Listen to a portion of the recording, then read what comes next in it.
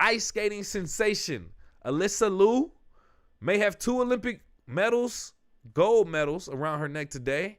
But 4 years ago, she walked away from the sport completely. After the Beijing Olympic Games, the San Francisco Bay Area teenager, then just 16 years old, decided to retire. She credits that break and returning to the ice on her own terms with the almost tangible joy she displays in her performances.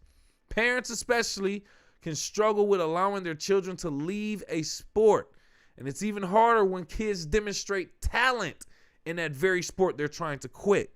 During her visit to 30 Rockefeller Center on March 2nd, Liu shared some advice with parents who may be pushing their kids to stick with their sport. Don't. It does not work. The kid knows himself pretty well, and it's just never good to force anything. That's a quote she said on Today.com.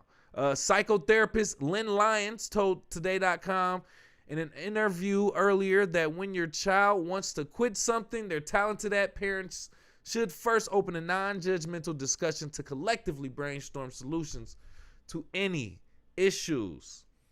She said stuff like together you can come to decide to continue until a certain date and see if their feelings change. You may decide to complete the session but not sign up for the next year, or you might decide to just throw in a towel. But if you do so, be sure to talk through your reasoning and potentially revisit the issue in the future.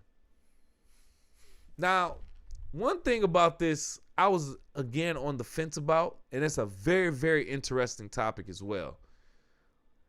The first thing I thought about was the difference in generational parenting. I feel like my parents, their generation and above, it was do as I say, not as I do. You're going to get out here and just do it. I don't care about your feelings. I'm pushing you through this. I'm pushing you through your limits so you can face, you know what I'm saying, your fears and get past stuff. I feel like that's what some parents used to do or did in my parents' and older generation. Nowadays, parents do coddle more to their children's feelings and let them get away with a lot based on their feelings. And this is coming from a parent of a new generation. My kid is 4. So I'm on the fence about, you know what I'm saying, whether or not you go old school and just make them, but the therapist mentioned talking to your kids, right? All right, so hey, we just gonna push it through this season. We're not gonna sign up for next season. That's something I think most parents would do, especially in the black community. All right, you gonna go ahead and finish out the season because I paid for it. But then next year, if you don't want to do this, don't be telling me you want to do this no more. Don't be telling me you want to do stuff and waste my money on it. I done bought all these helmets and cleats and stuff like that. You talking about you don't want to play no more. See, I can understand that. Parents get to investing in a lot of money and something, especially if you're good at it. That's tough, fam. That's tough. That's why it's hard to decide on when you should push them or meet them halfway. Because I know a lot of parents not only get your feelings involved, but you got your money involved. So it's hard for you to let them stop. And especially if you see that they're good at it, you really got to tend to your kids' feelings. I mean, you really kind of do, you know, because you could be pushing them. But then it's like, I don't know, Joe Jackson pushed Michael Jackson into who he is today, too. I don't know.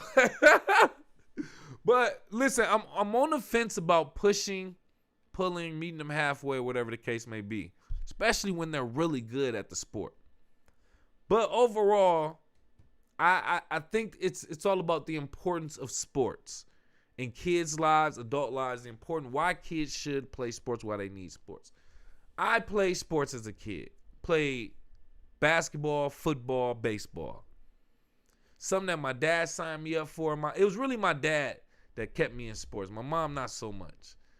But I played baseball, basketball, football. I don't know if I loved them in the beginning, but I grew to love them. And I have fun. Actually, I don't think I didn't love any of them. I don't think I didn't have fun. Now, practicing and doing some of that extra stuff, I didn't necessarily enjoy that. But, you know, as a kid, you don't understand it. You get older, you understand it.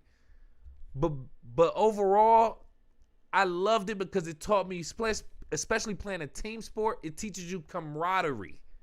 It teaches you how to work with other people trying to achieve the same goal.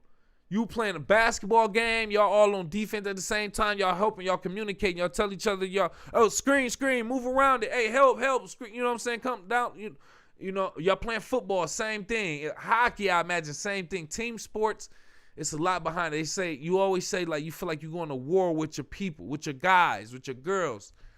And you build a lot of camaraderie. Like, some of those friendships last forever playing these sports. I think that's very important.